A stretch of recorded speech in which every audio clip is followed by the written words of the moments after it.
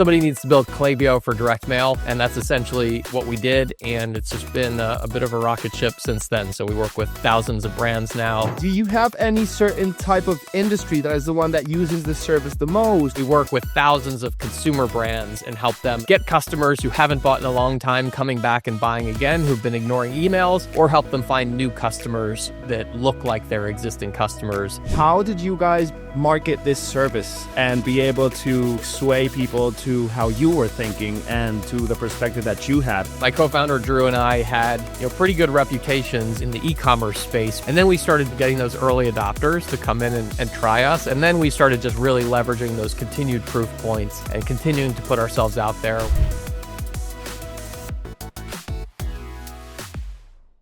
Hey everybody, thank you for tuning in. My name is Andres Figueira, and I'm going to be your host for the day. This show is brought to you by the Global Talent Company, helping fast-growing teams hire exceptional remote talent from Argentina, South Africa, and beyond. We connect companies with world-class professionals who bring skill, reliability, and a global perspective to every role. And just for our listeners, we're offering an exclusive 10% discount on your first hire. All you need to do is visit globaltalent.co, click Start Hiring, and mention the podcast listener discount when we reach out. And today, with me here is Michael Epstein, co-founder and co-CEO of PostPilot, a company that's sending direct mail made for direct-to-consumer and e-commerce businesses. So with that said, Michael, welcome to the show. How are you doing today? Great to be here. Thanks for having me. It's so nice to have you on board and hop on this episode with us, because I must admit, this is the first time that I'm talking to a company that makes direct mail. And in this day and age, it's a very strange concept for me to come by. So just so that we can put the audience a bit more in context here, Michael, would you be able to tell us a bit more about your background and in your own words, what PostPilot is? Yeah. So not the first raised eyebrow I've gotten when we've told people that we do direct mail, although that's gotten, less and less over the years as we've grown a lot. But yeah, so long story short, I've been an e-com operator for 25 years, started a company, sold it to private equity, was a private equity operating partner for a number of years, focused mostly on turnarounds. So typical profile was like a 9-figure brand losing 8 figures, and did that with my current business partner, co-founder, co-CEO of PostPilot. Okay. And yeah, we would go into these big busted brands that maybe had 5 million customers in their customer file, except almost all of them were no longer engaged with the brand. They had unsubscribed or were ignoring the emails. These companies were bleeding cash. So what were some of the quick wins that we would use to get things moving again? And direct mail was always a tool that we found to be really effective. Again, they were ignoring emails at that point. They were sort of unreachable. We could get in front of them with a postcard and get them reactivated and buying again. But it was that stereotypical clunky experience of spreadsheets and finding a printer and then waiting months and doing a blast and then trying to piece together results with more spreadsheets. And we just said, somebody needs to build Klaviyo for direct mail, and that's essentially what we did, and it's just been a bit of a rocket ship since then. So we work with thousands of brands now, helping them send direct mail campaigns both to existing customers and help them find new customers with audiences as well. Wow. So this all started out when you actually verified that this method works, and it was helping brands get out of that rut where their customers weren't paying attention and their emails were just going into spam and everything like that. So it was like an already tried methodology. Yeah, like direct mail has always worked. There's a reason it's worked for decades. The problem was it was super clunky and super difficult. And a digitally native marketer, somebody who grew up using, Facebook and Meta and Klaviyo and tools like that, it looks foreign to them. It's hard. They're used to like dashboards and setting campaigns up easily and everything going really, being really smooth, fast, and easy and tracking really clear. And that just wasn't possible with direct mail. And the other thing was it looked expensive years ago relative to digital channels. And so, to your earlier point about, whether this was something that, direct mail being a surprising thing, like when we first told people we were getting into direct mail, 5+ years ago, when Facebook was 5 cents and everybody was just printing money, with every click, it was like, you're insane. But the thesis was, these digital channels would get more competitive and more expensive over time. And mail is essentially a fixed cost. The price of postage doesn't change based on who you're targeting or what time of year you're sending it. And so as digital ad costs would continue to rise, direct mail would look more and more attractive over time. And it was an effective channel, but again, hard to execute. So our thesis was make it really easy to use, modernize it as a platform, make it feel more like a digital platform, show people how well it works and how easy it can be. And I think that's, again, what really contributed to our success. And as these digital channels got more and more expensive, iOS 14 happened, in 2020, 2021, everyone's like, oh gosh, I actually now have to think about diversifying off of just Facebook. And that really helped give us a big boost. Wow, I love that. No, and now that I hear you explain it and how you talk about it, it does sound super logical. And do you have any certain type of industry that is the one that uses this service the most? Or have you noticed any type of patterns that you would be able to tell us about? Yeah, so we work primarily with consumer brands. So it can be a cross category. Some of our biggest categories tend to be apparel, cosmetics, food and bev, health and wellness, pet products. It really runs the gamut. There's a strategy that can work for just about any brand. What we don't really focus on is the business to business use cases. So financial services like banks, stuff like that. But we work with thousands of consumer brands and help them, again, get customers who haven't bought in a long time coming back and buying again, who've been ignoring emails, or help them find new customers that look like their existing customers. And that can be direct through their website and sometimes at retail stores as well. And Michael, since the time when you first conceived the idea or that you noticed that it was something that was working for the customers you had before you created Copilot, how much time went by until you actually founded the company and sent your first mail through the PostPilot name with a client? Yeah, so pretty quick to get the company launched, but we grew very slowly at first, and we're sort of just trying to find product market fit, really help raise awareness for the channel. Again, as you said, people were very skeptical of direct mail and whether it even made sense or like why anyone would do that in this day and age. But then we started building a lot of momentum, and then it sort of became that hockey stick. And once iOS 14 hit, again, people started thinking, how do I diversify outside of just Facebook? We started building up a lot of credibility in the space because my co-founder and I, again, were the customer for 25 years. We know the 8 and 9 figure consumer brand really, really well. We know what matters to them. We know what their goals are, what their pain points are, and how to communicate that and how to build a product that services those pain points. Once we started getting that traction, it sort of snowballed from there, and and we've grown really fast since then. Wow, that's amazing. And another question I have is then, in the midst of all that skepticism of people maybe not being sure if it was actually a good idea, how did you guys market this service and be able to kind of like sway people to how you were thinking and to the perspective that you had with just results? Or did you have any type of speech or discourse that you were talking to the people about? Yeah, it's a good question. I think a lot of it, at least a good portion of it was predicated on the fact that my co-founder Drew and I had, pretty good reputations in the e-commerce space because we've been operators for a long time. We're old in this, relative to folks in the category today. And so we would talk a lot about just our experience over the years, running turnarounds, running 8 and 9 figure brands, how direct mail played a part in that experience and the results that we had. And then we started building, we started getting those early adopters to come in and try us. And then we started just really leveraging those continued proof points and continuing to put ourselves out there with content and material that helped generate awareness around the channel and awareness around the brand. And again, then it started to snowball more from there as we got more and more brands using us, referring us, building case studies. And now, a lot of folks know who we are. And how many brands are you helping out right now? Do you have like a concrete number of your client list? Not the exact number, but it's in the it's definitely in the many thousands. Wow. Yeah. Okay. And that, like, I just want to then know a bit more then about like the type of the business model. Do you guys work with these companies and they have like a monthly subscription that they send every month mail to their consumers and to whoever it may appeal to? Or is this just like a one time, hey, we need something sent and you send it, or how would that work?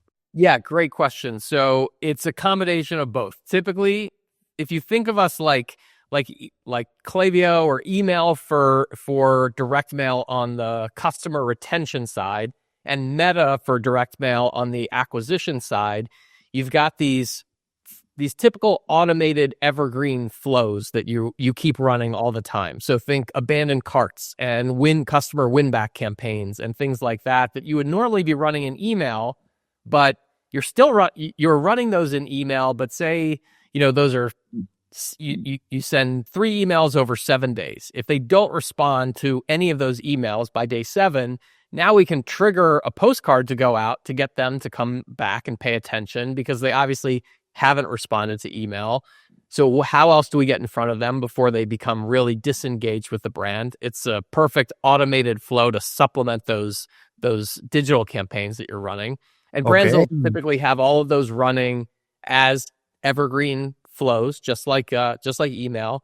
And then they'll supplement that with one-off campaigns around specific events. So what you would normally send an email newsletter for, a new product announcement, a new sale announcement, BFCM, Valentine's Day, whatever it might be, you're sending those as one-off sort of blasts to your customers or prospects, and then you're supplementing that with these always-on triggered flows that are running in the background.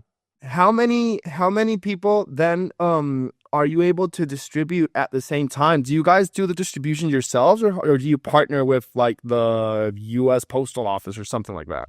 So we run our own print facilities, and then it goes through USPS. At that point, we hand it off to USPS to do the actual delivery, but everything is run through our own print facilities, and we're printing millions of these a day, and everything is happening in essentially real time. So Andres, you buy, a 60-day supply of supplements, and you don't come back and make a refill order by day 62. We're going to trigger a card on day 62 that's like, Andres, it's time for a refill. Come on, get jacked. We'll take 10% off if you come back now. And that's happening in real time for thousands of brands every single day, 24/7 through our facilities, and then going out through the post. I love the concept. I love the concept. I feel there is no flaw to it because I just see how you mention it and how it would work, and it's just like so obvious now that I understood it. We like to get that light bulb moment. But I think it's what you were talking about a moment ago is so true. The nostalgic aspect is certainly something that I think is coming back from a trend perspective. And you also mentioned something that I think is really important. We always hear about digital overload. People are tuning out digital noise because they're getting bombarded all the time through every channel, from SMS to email to TikTok to Facebook and all of these things. But what you also mentioned is something we're hearing more and more recently, is that with AI and, the ability to sort of create fake, content so easily, there's a trust factor that's now becoming really important for brands and consumers, where they just are becoming more and more skeptical of digital ads and digital content that they're seeing, because they don't know if it's even, true or real. And that's an interesting phenomenon that I don't think occurred, I think is a very recent trend. But physical is something you can't really fake. And that is creating just this different type of connection with your audience that I think is going to become more and more important going forward, as people don't know exactly what to believe, what to trust. And Michael, I'd also love to know, now that you mentioned it as well, how are you guys leveraging AI in the company? Do you have any different ways or unique methods that you're using AI for? Yeah, I think one of the key ways we're using it is actually in how we build the audiences themselves. So we have a tremendous amount of data on essentially all U.S. consumers and households. Everything from, how old they are, how much they make, what they do, where they shop from, what their interests are. We know, Okay. who's an expectant mother in their third trimester? Who is somebody that likes to do, outdoor activities and buys organic food 3 times a month from Whole Foods? Like, we have all kinds of this info, and using AI and machine learning to go and build these highly relevant audiences based on your own first party customer data is the most core use case that we have for it. We also use it for other things like that are customer facing to help, make it easier to use the app and things like that. But I think that at the core of it, how do we find the most relevant people to target? Who should get a card from you? And importantly, who should not get a card from you? Because the thing about direct mail, as everybody knows, it costs money to send. So unlike with an email, if you get it wrong, your cost, no big deal. We want to make sure that you don't get it wrong and then you get a high ROI on all these campaigns. So knowing exactly who to target with what message and when is critical to getting like the most out of the channel and ensuring you're not wasting spend. Okay. And that's also an aggregated value that PostPilot provides its clients, saying like, hey, we can help you send the mail, but we can also help you discern who you can send it to and filter that as well. I imagine that's also part of the pitch. I think it's one of our most important things because we have more data than really what's ever been possible in direct mail. And that is what creates the optimal performance for the campaigns. We make it easy to do it. We have all the strategies, we have the tools, like we have all. And that's great and helpful. But at the end of the day, it also comes down to results. And we want to make sure that you're getting really good performance out of the channel. And our data is what allows us to do that. No, and I love how you guys, like, you're digital natives to marketing, but then you're able to translate this to physical mail and actually make it work, because it would be a different story if you were just sending it to everybody, as you mentioned, because the cost would be so high. It would be a lot more easy to blow a lot of money that way, for sure. Of course. And Michael, I'd also then now love to know is, how big is your PostPilot team? Because I feel this is a very big endeavor to undertake. And how many people do you have helping you out in PostPilot? Are you guys a remote first company, or do you have like a hybrid setting where you go to a physical office or something like that? Yeah, so we're remote first. We've got about 125 people. And then we also have our own production facilities. So those are, of course, physical, in person, and the team that I mentioned is really the corporate team. Those are the remote folks. Those are people in our customer success, our data and our data science folks, our engineers, all of the team, the marketing folks, everybody that executes, the corporate side of the business. And then we have our physical locations that are like these state-of-the-art print facilities that we run. Okay. And in the remote first environment, are you outsourcing talent, and are you looking for talent outside of the States, or are you trying to keep it all within the country just so that you make sure everybody understands properly what's going on? Yeah, we're sort of agnostic as to where they're located. The vast majority are US based, but we also have talent that's outside of the US, and we're always looking to add talent across a number of different areas. And again, we're pretty agnostic, and we should talk separately about like the areas that we're looking for. But we just want to find the best talent for a particular role wherever those folks might be. And if there's cost savings to be found by looking at outside the US, we're always, that's always a benefit too. Of course. Now, yeah, I totally understand. Especially coming from the global talent company, I get what you're mentioning. And now that you said that, I just have so many questions because I had not talked to this type of industry before, and I'm loving it. Are you guys planning to expand that service outside of the United States? Do you believe this is something that can be escalated out, like in other countries? Yeah, so we do have a facility in the UK, so we can service the UK market that way. We are looking at other expansion as well. It's definitely a lot harder to go to expand internationally with our business than it would be, for just a pure software company, because we have to actually set up print facilities in that location. There's also the data that we pull together that we were talking about a moment ago. It's all US focused, and so we want to. To stand up an operation outside, there's more considerations than sort of a normal software company, but we definitely want to continue to do that because we get demand from a variety of areas all the time.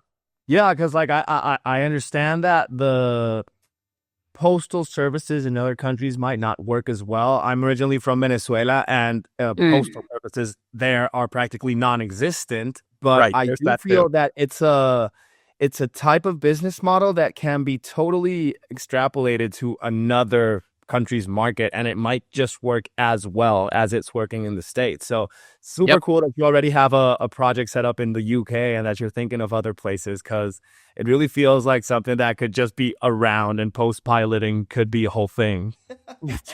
World domination is on the roadmap, just not quite yet. Exactly.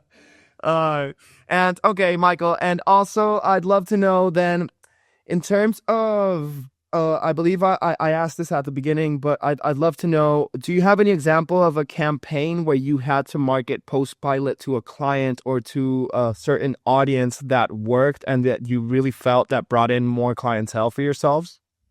Yeah, it's a good question. I mean, we've done a ton. We do a lot of events. We do a lot of marketing online, things like that, just to raise awareness. We've done a couple of sort of like white papers where we've used, again, we've looked across our very large data set representing thousands of brands and used that to help compile like these reports that help give people a sense of how different categories perform. Like we talked about how do cosmetics perform relative to health and wellness brands? How do males respond to direct mail versus females? How do people who are Gen Z respond to relative to Gen X? Like we have all of that data. And so we've compiled a lot of those into reports that we can use to help, again, educate brands on how the channel works, who it works for, how to get the most out of the channel. And that's been those have been really good. Again, there's always going to be people who aren't familiar with this or think, that's old, it's not going to work for my customer, and it might be surprised. No, but I love how you're shutting their mouths by using concrete data to show how it's actually working. And that way you can just prove that your product is appropriate and that it's not just a bluff that you're just saying, hey, this is going to work, but it's actually has data driven results that can be leveraged. Okay. Okay. And Michael, we're almost at the end of the episode, but I do have one more question for you, and that is, now that we have entered 2026, we're in January, first month of the year. What is your priority and PostPilot's priority for the next 12 months? Like, what would you really like to accomplish in 2026? Yeah, good question. I think it's continuing to build our customer acquisition capabilities is definitely front and center for us, where it's not just about helping brands bring old customers who haven't been talking to them back and buying again. We talked about building these lookalike audiences and helping brands go out and find new customers that look like their existing customers. That's always going to be something we continue to invest and focus on, and continue to improve performance. Use our data science team to continuously optimize those so that we get better and better and better performance for brands, because what brand doesn't want to find a new channel that can acquire net new customers for them? Of course. And in terms of also, I did want to give you the space, Michael, before I finalize everything. If a company or somebody that's listening to us on this podcast is interested in using post-pilot services, how could they go about contacting you guys, seeing if it's a proper fit? Do you have any requirements for your clients that they need to meet beforehand, or how would that work? Yeah, sure. So reach out to me, Michael at postpilot.com. Super easy. Find me on LinkedIn. Also easy. Go to our website. You can read all about the different types of strategies that we recommend for brands, read case studies, all of that stuff, of course. Typically, it's a good fit for consumer brands doing at least $3 to $5 million a year in revenue. We, being operators ourselves, we really advocate for brands that are just starting out to focus on doing fewer things, but doing them really well. And direct mail is not typically going to be the first thing you should focus your brand on figuring out. Like, figure out meta, figure out like how to get product market fit, validate that, and then use direct mail as an accelerant to help you continue to grow and scale and find new folks that you're not able to reach through those digital channels. So that's really the main thing. We just encourage brands to reach a certain level of sort of scale and product market fit to explore direct mail. And then, we can figure out a good strategy that we think makes sense to recommend to you. So anybody who is interested, you heard it here first, just look up Michael via LinkedIn and you can reach out, or through the PostPilot website. And that way you can just check out if your company is a proper fit to what is being offered. And with that said, Michael, thank you so much, man, for hopping on the episode. It has been a pleasure, and really appreciate the openness and all of you being able to provide all your insights about your journey. Thanks so much for having me. No problem, man. It was a pleasure. And to anybody that's here still with us listening, thank you so much as well for being on the episode with us, for coming over each time to listen to the different personalities that we talk to and the different industries that we're also learning about. So I'll see you next time.